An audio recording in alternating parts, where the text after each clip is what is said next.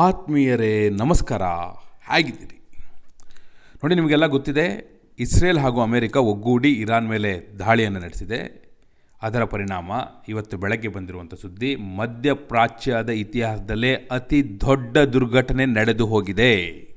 ಒಂದು ದೇಶದ ಸರ್ವೋಚ್ಚ ನಾಯಕ ಅಷ್ಟೇ ಅಲ್ಲ, ಆ ದೇಶದ ರಕ್ಷಣಾ ಸಚಿವ ಮತ್ತು ಮುಖ್ಯ ಕಮಾಂಡರ್ ಎಲ್ಲರೂ ಕೂಡ ಒಂದೇ ದಿನ ಸತ್ತು ಹೋಗಿದ್ದಾರೆ. ಎಸ್, ಇರಾನ್ನ ಸುಪ್ರೀಂ ಲೀಡರ್ ಅಯೋತೊಲ್ಲಾ ಅಲಿ ಖಮೇನಿ, 86 ವರ್ಷದ ಖಮೇನಿ ಸಾವನ್ನಪ್ಪಿದ್ದಾರೆ. ಇದನ್ನು ಸ್ವತಃ ಇರಾನ್ ದೃಢಪಡಿಸಿದೆ. ಟ್ರಂಪ್ ತಮ್ಮ ಸೋಷಿಯಲ್ ಮೀಡಿಯಾ ಟ್ರುತ್ತಲ್ಲಿ ಹಾಕಿದ್ದಾರೆ. ಅಮೆರಿಕ ಮತ್ತು ಇಸ್ರೇಲ್ ಏನು ಜಂಟಿ ಕಾರ್ಯಾಚರಣೆಯನ್ನು ಮಾಡ್ತು, ಅದರಲ್ಲಿ ಸಾವುಗಳ ಸಂಖ್ಯೆ ಲೆಕ್ಕ ಇಲ್ಲ. ಇದನ್ನು ಎಲ್ಲ ಇರಾನ್ನ ಮಾಧ್ಯಮಗಳು ಕೂಡ ದೃಢಪಡಿಸಿದೆ. ನೋಡಿ, ಇದು ಬರೀ ಒಂದು ಸುದ್ದಿ ಅಲ್ಲ, ಇದು ಒಂದು ಯುಗದ ಅಂತ್ಯ. ಅಷ್ಟೇ ಅಲ್ಲ, ಮತ್ತೊಂದು ದೊಡ್ಡ ಯುದ್ಧದ ಆರಂಭ. ಇದರಿಂದ ಏನು ಶಾಂತಿ ಸ್ಥಾಪನೆ ಆಗುತ್ತೆ ಅಂತ ನಾವು ನಿರೀಕ್ಷೆ ಮಾಡಲಿಕ್ಕೆ ಸಾಧ್ಯ ಇಲ್ಲ. ಆದರೆ ಇನ್ನಷ್ಟು ದೊಡ್ಡ ಹಾನಿಕಾರಕ ಯುದ್ಧ, ಮಹಾಯುದ್ಧದೆಡೆಗೆ ಮುಖ ಮಾಡ್ಬೋದು ಅನ್ನುವಂಥ ಲಕ್ಷಣಗಳು ಗೋಚರಿಸ್ತಾ ಇದೆ. ಯಾಕೆ? ನಾ ಹೇಳ್ತೀನಿ ನಿಮಗೆ. ನೋಡಿ, ಏನಾಯಿತು? ಫೆಬ್ರವರಿ 28ರ ಬೆಳಗ್ಗೆ, ಅಂದರೆ ನಿನ್ನೆ ಬೆಳಗ್ಗೆ, ಅಮೆರಿಕದ ಅಧ್ಯಕ್ಷ ಡೊನಾಲ್ಡ್ ಟ್ರಂಪ್ ಹಾಗೂ ಇಸ್ರೇಲ್ ಜಂಟಿಯಾಗಿ ಆಪರೇಷನ್ ಎಪಿಕ್ ಫ್ಯೂರಿ ಅನ್ನುವಂಥ ಒಂದು ವಾಯು ದಾಳಿಯನ್ನು ಇರಾನ್ ಮೇಲೆ ಮಾಡಿದ್ರು. ಗುರಿ ಇದ್ದಿದ್ದು ಟೆಹರಾನ್. ಯಾಕೆ ಟೆಹರಾನ್? ಯಾಕಂದರೆ ಅಲ್ಲೇ ಖಮೇನಿ ಅವರ ಕಚೇರಿ, IRGC ಸೈನ್ಯದ ಕೇಂದ್ರಗಳು, ಇರಾನ್ನ ಸೈನ್ಯ, ಅಲ್ಲಿನ ನ್ಯೂಕ್ಲಿಯರ್ ಸೈಟ್ಗಳು. ಯಾಕಂದರೆ ಇದಕ್ಕೆಲ್ಲ ಮೂಲ ಅದೇ ಅಲ್ವಾ, ನ್ಯೂಕ್ಲಿಯರೇ ಅಲ್ವಾ.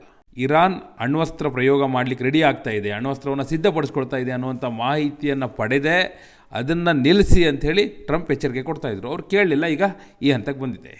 ಸುಮಾರು 500 ಸೈಟ್ಗಳನ್ನ ಟಾರ್ಗೆಟ್ ಮಾಡ್ಕೊಂಡಿದ್ರು. ಏನಾಯಿತು ರಿಸಲ್ಟ್?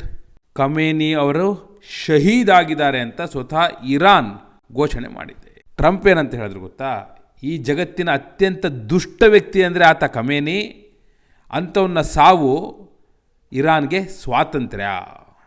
ಇತಿಹಾಸದ ಅತ್ಯಂತ ದುಷ್ಟ ವ್ಯಕ್ತಿ ಒಬ್ಬ ಸತ್ತು ಹೋಗಿದ್ದಾನೆ ಅಂಥೇಳಿ ಅವ್ರು ಬರ್ತಿದ್ದಾರೆ. ಬರೀ ಖಮೇನಿ ಅಷ್ಟೇ ಅಲ್ಲ, ಇರಾನ್ನ ರಕ್ಷಣಾ ಸಚಿವ ಅಮೀರ್ ನಾಸಿರ್ ಜಾದೆ, IRGC ಕಮಾಂಡರ್ ಮೊಹಮ್ಮದ್ ಪಕ್ಪೋರ್ ಎಲ್ಲರೂ ಸತ್ತೋಗಿದ್ದಾರೆ. ಇನ್ನು ಯಾರು ಉಳಿದಿದ್ದಾರಲ್ಲಿ? ಎಲ್ಲ ದೊಡ್ಡ ತಲೆಗಳನ್ನು ಕೂಡ ತೆಗೆದಾಗಿದೆ. ನೋಡಿ, ಏನಾಗ್ತಿದೆ ಗೊತ್ತಾ ಅಲ್ಲೀಗ? ಇರಾನ್ ಆಜಾದ್ ಅನ್ನುವಂಥ ಘೋಷಣೆಗಳ ಜೊತೆ ಕೆಲವರೆಲ್ಲ ಇರಾನ್ನಲ್ಲಿ ಸಂಭ್ರಮಾಚರಣೆ ಮಾಡ್ತಿದ್ದಾರೆ ಖಮೇನಿ ಸತ್ತಿದ್ದಕ್ಕೆ. ಇನ್ನೊಂದು ಕಡೆ ಜರ್ಮನಿಯಲ್ಲಿ ಇರಾನ್ನ ವಲಸಿಗರು ಯಾರಿದ್ದಾರೆ ಅವರು ಕೂಡ ಸಂಭ್ರಮಿಸ್ತಾ ಇದ್ದಾರೆ. ಆದರೆ ಇರಾನ್ ಆಡಳಿತ ವ್ಯವಸ್ಥೆ ಏನು ಮಾಡಿದೆ ಅಂದರೆ 40 ದಿನಗಳ ರಾಷ್ಟ್ರೀಯ ಶೋಕಾಚರಣೆಯನ್ನು ಘೋಷಣೆ ಮಾಡಿದೆ ಮತ್ತು 7 ದಿನಗಳ ಸಾರ್ವತ್ರಿಕ ರಜೆಯನ್ನು ಕೂಡ ಘೋಷಣೆ ಮಾಡಿದೆ. ಅಲ್ಲಿನ ನಾಯಕತ್ವ ಈಗ ಯಾರೂ ಇಲ್ಲ, ಖಾಲಿ ಖಾಲಿ. ಉತ್ತರಾಧಿಕಾರಿ ಯಾರೋ ಗೊತ್ತಿಲ್ಲ. ಆ ತೀರ್ಮಾನ ಮಾಡುವಂಥ ಪರಿಸ್ಥಿತಿಯಲ್ಲೇ ಇರಾನ್ ಇಲ್ಲ. ಹಾಗಾದರೆ ನಿಜವಾದ ಪ್ರಶ್ನೆ ನಮ್ಮ ಮುಂದೆ ಏನಾಗುತ್ತೆ? ಹಾಗಾದರೆ ಅದೇ ಅಲ್ವ ಈಗ ಪ್ರತಿಯೊಬ್ಬರಿಗೂ ಕಣ್ಮುಂದೆ ಇರೋದು. ಅದು ಏನಾಗುತ್ತೆ ಅಂತ ಹೇಳ್ತೀನಿ. ಅದಕ್ಕೂ ಮೊದಲು ಭಾರತೀಯರ ಪರಿಸ್ಥಿತಿ ಏನು? ನೋಡಿ, ದುಬೈ ಏರ್ಪೋರ್ಟಲ್ಲಿ, ಅರಬ್ ರಾಷ್ಟ್ರದ ಏರ್ಪೋರ್ಟ್ಗಳಲ್ಲಿ ಬಹಳಷ್ಟು ಕಡೆ ಭಾರತೀಯರು ಸಿಲ್ಕೊಂಡಿದ್ದಾರೆ. ಈಗಾಗಲೇ ಭಾರತದಿಂದ ಅವರಿಗೆ ಸಂದೇಶವೂ ಕೂಡ ಹೋಗಿದೆ. ನೀವೆಲ್ಲ ಎಷ್ಟರ ಮಟ್ಟಿಗೆ ಸಾಧ್ಯವೋ ಅಷ್ಟರ ಮಟ್ಟಿಗೆ ಸೇಫೆಸ್ಟ್ ಪ್ಲೇಸ್ಗಳಲ್ಲಿ ಇರಿ. ನಾವು ನಿಮ್ಮನ್ನು ಕರೆಸ್ಕೊಳ್ಳುವಂಥ ಪ್ರಯತ್ನವನ್ನು ಮಾಡ್ತೇವೆ. ಪರಿಸ್ಥಿತಿ ಸ್ವಲ್ಪ ಹದಕ್ಕೆ ಬರಲಿ ಅಂತ ಕಾಯ್ತಾ ಇದ್ದೇವೆ. ಒನ್ಸ್ ಪರಿಸ್ಥಿತಿ ಕಂಟ್ರೋಲಿಗೆ ಬರ್ತಿದ್ದ ಹಾಗೆ ನಿಮ್ಮನ್ನು ಕರೆಸ್ಕೊಳ್ತೇವೆ ಅನ್ನುವಂಥದ್ದನ್ನು ಭಾರತ ದೇಶದಿಂದ ಗೌರ್ಮೆಂಟ್ ಆಫ್ ಇಂಡಿಯಾ ಈಗಾಗಲೇ ಮೆಸೇಜ್ ಪಾಸ್ ಮಾಡಿದೆ. ಸೊ ಯಾರ್ಯಾರು ಎಲ್ಲೆಲ್ಲಿದ್ದಾರೋ ಅಲ್ಲಲ್ಲೇ ಸೇಫ್ ಆಗಿದ್ದಾರೆ. ಕರ್ನಾಟಕದವರು ಕೂಡ ಇದ್ದಾರೆ. ಬಹುಶಃ ಮುಂದಿನ 24 ಗಂಟೆಗಳ ಒಳಗಾಗಿ ಗೌರ್ಮೆಂಟ್ ಆಫ್ ಇಂಡಿಯಾ ಒಂದಷ್ಟು ಕ್ರಮಗಳನ್ನ ತೆಗೆದುಕೊಳ್ಳುತ್ತೆ ಅವ್ರನ್ನ ಕರೆಸ್ಕೊಳ್ಳುವ ಸಲುವಾಗಿ. ಹಾಗಾದರೆ ಯುದ್ಧದ ಭವಿಷ್ಯ ಏನು ಅಂದರೆ, ನೋಡಿ, ಇರಾನ್ ಈಗಾಗಲೇ ಏನು ಕ್ಷಿಪಣಿ ಮತ್ತು ಡ್ರೋನ್ ದಾಳಿಯನ್ನು ನಡೆಸ್ತಾ ಇತ್ತು, ಅದನ್ನು ಮುಂದುವರಿಸಿದೆ. ಅದೇನು ಈಗ ಖಮೇನಿ ಸತ್ತೋದ್ರು ಅನ್ನೋ ಕಾರಣಕ್ಕಾಗಿ ನಿಲ್ಲಿಸಿಲ್ಲ. ಅದರಲ್ಲೂ ಕೂಡ ಗಲ್ಫ್ ರಾಷ್ಟ್ರಗಳಲ್ಲಿ ಅಮೇರಿಕಾದ ಬೇಸ್ಗಳ ಮೇಲೆ ಅದು ಟಾರ್ಗೆಟ್ ಮಾಡಿಕೊಂಡು ದಾಳಿ ಮಾಡ್ತಾ ಇದೆ. ಹಾಗಾದರೆ ಇರಾನ್ ಇನ್ನು ಮುಂದೆ ಏನು ಮಾಡ್ಬೋದು? ಅವರೀಗ ಡೈರೆಕ್ಟ್ ವಾರ್ ಜೊತೆಗೆ ಈ ಹೆಜ್ಬೋಲ್ಲಾ, ಹೂತಿ, ಇರಾಕ್ ಮಿಲಿಷಿಯಾ, ಈ ರೀತಿ ಪ್ರಾಕ್ಸಿ ಗುಂಪುಗಳಿದೆಯಲ್ಲ, ಅದನ್ನು ಬಳಸ್ಕೊಂಡು ದಾಳಿ ನಡೆಸುವಂಥ ಸಾಧ್ಯತೆ ಇದೆ. ಮತ್ತು ಹಾರ್ಮುಜ್ ಸ್ಟ್ರೈಟ್ಗಳನ್ನ ಮುಚ್ಚುತ್ತೆ. ವಿಶ್ವಕ್ಕೆ ತೈಲ ಸರಬರಾಜು ಏನು ಮಾಡುತ್ತಲ್ಲ ಅದನ್ನು ಸ್ಥಗಿತಗೊಳಿಸುತ್ತೆ, ಸ್ಟಾಪ್ ಮಾಡುತ್ತೆ. ಸೊ ಏನಾಗುತ್ತೆ? ಸಹಜವಾಗಿ ತೈಲದ ಬೆಲೆ ಏರಿಕೆ ಆಗುತ್ತೆ, ಪೆಟ್ರೋಲ್ ಡೀಸೆಲ್ ರೇಟ್ಗಳೆಲ್ಲ ಗಗನಕ್ಕೆ ಹೋಗುತ್ತೆ.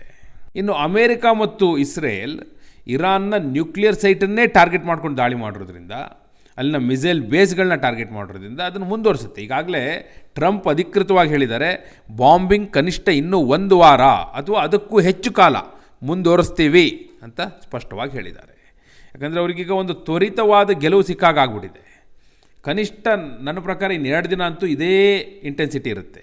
ಅದಾದ ನಂತರ ಮುಂದಿನ 7 ದಿನಗಳಲ್ಲಿ ಯಾವ ರೀತಿ ಇರಾನ್ ರಿಯಾಕ್ಟ್ ಮಾಡುತ್ತೆ ಅನ್ನೋದನ್ನು ಆಧರಿಸಿ ಯುದ್ಧ ಹೇಗೆ ಮುಂದುವರಿತಾ ಹೋಗುತ್ತೆ ಅನ್ನೋದು ತೀರ್ಮಾನ ಆಗುತ್ತೆ. ಇಲ್ಲ ಇರಾನ್ ಹಾಗೆ ಮುಂದುವರಿತಾ ಹೋಯಿತು, ತನ್ನ ಯುದ್ಧವನ್ನು ಹಿಂಪಡಿಲಿಲ್ಲ ಅಂದರೆ ಇದು 1 ತಿಂಗಳ ಕಾಲ ಮುಂದುವರಿಬೋದು, ಅದಕ್ಕೂ ಹೆಚ್ಚಾದರೂ ಆಗ್ಬೋದು. ಪರಿಣಾಮ ಏನು? ಈ ರೆಫ್ಯೂಸಿಗಳಿಗೆಲ್ಲ ಭಾಳ ಸಂಕಷ್ಟ ಆಗುತ್ತೆ. ನಿರಾಶ್ರಿತರು ಯಾರಿರ್ತಾರೆ ಅವ್ರಿಗೆ ಭಾಳ ಸಂಕಷ್ಟ, ಆರ್ಥಿಕವಾದ ಅಸ್ಥಿರತೆ ಇವೆಲ್ಲವೂ ಕೂಡ ಭಾಳ ದೊಡ್ಡ ಪರಿಣಾಮವನ್ನು ಬೀರುತ್ತೆ ಡೆಫಿನೆಟ್ಲಿ. ಯಾಕಂದರೆ ಇದು ಇತಿಹಾಸದಲ್ಲೇ ಅತ್ಯಂತ ಭೀಕರ ದಾಳಿ ಅಂಥೇಳಿ ಹೆಸರನ್ನು ಪಡೆದಿದೆ. ಯಾಕಂದರೆ ಸುಮಾರು 200ಕ್ಕೂ ಹೆಚ್ಚು ಇಸ್ರೇಲಿ ಫೈಟರ್ ಜೆಟ್ಗಳನ್ನ ಏಕಕಾಲಕ್ಕೆ, ಅದರ ಜೊತೆಗೆ ಅಮೆರಿಕಾದ ಕ್ಷಿಪಣಿಗಳು ಸುಮಾರು 500ಕ್ಕೂ ಹೆಚ್ಚು ಟಾರ್ಗೆಟ್ ಮೇಲೆ ದಾಳಿ ಮಾಡಿದೆ. ಅಂದರೆ ನೀವು ಯೋಚನೆ ಮಾಡಿ ನೋಡಿ, ಒಂದೇ ರಾತ್ರಿಯಲ್ಲಿ ಅಲ್ಲಿನ ರಕ್ಷಣಾ ಸಚಿವ ಇಲ್ಲ, ಅಲ್ಲಿನ ಸರ್ವೋಚ್ಚ ನಾಯಕ ಖಮೇನಿ ಇಲ್ಲ, ನಿಮಗೆ ಗೊತ್ತಲ್ಲ ಅಲ್ಲಿನ ಮಿಲಿಟರಿ ಹೆಡ್ ಕೂಡ ಇಲ್ಲ. ಈ ರೀತಿಯ ಪರಿಸ್ಥಿತಿ ಸೃಷ್ಟಿಯಾಗಿದೆ 24 ಗಂಟೆಗಳ ಒಳಗಾಗಿ. ಮತ್ತು ಇರಾನ್ನ ಬ್ಯಾಲಿಸ್ಟಿಕ್ ಕ್ಷಿಪಣಿ ಕೇಂದ್ರಗಳು ಮತ್ತು ವಾಯು ರಕ್ಷಣಾ ವ್ಯವಸ್ಥೆಗಳನ್ನೇ ಧ್ವಂಸ ಮಾಡಿ ಹಾಕ್ಬಿಟ್ಟಿದ್ದಾರೆ. ಅಮೆರಿಕದ ಹೈಮಾರ್ಸ್ ಲಾಂಚರ್ಗಳನ್ನ ಈ ಕಾರ್ಯಾಚರಣೆಯಲ್ಲಿ ಮೊಟ್ಟ ಮೊದಲ ಬಾರಿಗೆ ಬಹಳ ದೊಡ್ಡ ಪ್ರಮಾಣದಲ್ಲಿ ಬಳಸಿದ್ದಾರೆ. ಇರಾನ್ ಕೂಡ ಅಬುದಾಬಿ ಮೇಲೆ, ಇಸ್ರೇಲ್ನ ಟೆಲ್ ಅವೀವ್ ಮೇಲೆ ಕ್ಷಿಪಣಿಗಳನ್ನ ಈಗಾಗಲೇ ದಾಳಿ ಮಾಡಿದೆ.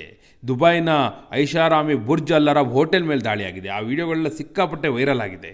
ನಾವು ಅದನ್ನು ತೋರಿಸ್ಲಿಕ್ಕೆ ಆಗೋದಿಲ್ಲ ನಿಮಗೆ. ಬಹುಶಃ ನನಗನ್ಸುತ್ತೆ ಈ ಯುದ್ಧ ಮಧ್ಯಪ್ರಾಚ್ಯದ ಮ್ಯಾಪನ್ನೇ ಚೇಂಜ್ ಮಾಡುತ್ತೆ. ಮತ್ತು ಇದು ರಿವೆಂಜ್ ಎಲ್ಲಿಗೆ ಹೋಗಿ ನಿಲ್ಲುತ್ತೋ ಯಾರೂ ಕೂಡ ಊಹೆ ಮಾಡಲಿಕ್ಕೆ ಸಾಧ್ಯ ಇಲ್ಲ. ಆ ಹಂತಕ್ಕೆ ಹೋಗುವಂತಹ ಎಲ್ಲ ಸಾಧ್ಯತೆಗಳು ಕೂಡ ನಿಚ್ಚಳವಾಗಿದೆ. ಮತ್ತೊಂದು ಸಾಧ್ಯತೆ ಏನಂದರೆ, ಇರಾನ್ನ ಜನ ದಂಗೆ ಎದ್ದು ಅಲ್ಲಿನ ಆಡಳಿತವನ್ನು ತಮ್ಮ ಕೈಗೆ ತೆಗೆದುಕೊಳ್ಳುವಂಥ ಸಾಧ್ಯತೆ ಇದೆ. ಇಲ್ಲಿವರೆಗೂ ಏನು ಖಮೇನಿ ಕೈಯಲ್ಲಿತ್ತು ಅದು ಇರಾನ್ನ ಜನರ ಕೈಗೆ, ಅಂದರೆ ರೆಜಿಮ್ ಚೇಂಜ್ ಅಂತ ನಾವೇನು ನೋಡ್ತೀವಿ ಅದಾಗುವಂಥ ಸಾಧ್ಯತೆ ಕೂಡ ಈ ಯುದ್ಧದ ಪರಿಣಾಮವಾಗಿ ಕಣ್ಮುಂದೆ ಇದೇನು. ಏನಾಗ್ಬೋದು? ಇದರಿಂದ ಶಾಂತಿ ಸ್ಥಾಪನೆ ಆಗಬಹುದು ಅಂತ ನೀವು ಭಾವಿಸ್ತೀರಾ, ಅಥವಾ ಮತ್ತೊಂದು ದೊಡ್ಡ ಯುದ್ಧಕ್ಕೆ ಇದು ನಾಂದಿ ಹಾಡಿದೆ, ಇದು ಮುಗಿಯೋ ಕತೆ ಅಲ್ಲ ಅಂತ ಭಾವಿಸ್ತೀರಾ? ಏನಾಗ್ಬೋದು? ನಿಮ್ಮ ಅಭಿಪ್ರಾಯವನ್ನು ಕಮೆಂಟ್ ಮೂಲಕ ತಿಳಿಸಿ. ಹಾಗೆ ನೀವಿನ್ನೂ ವಾರ್ತೆ ಚಾನಲ್ನ ಸಬ್ಸ್ಕ್ರೈಬ್ ಮಾಡಿಲ್ಲ ಅಂದರೆ ಈಗಲೇ ಸಬ್ಸ್ಕ್ರೈಬ್ ಮಾಡಿ. ಧನ್ಯವಾದ.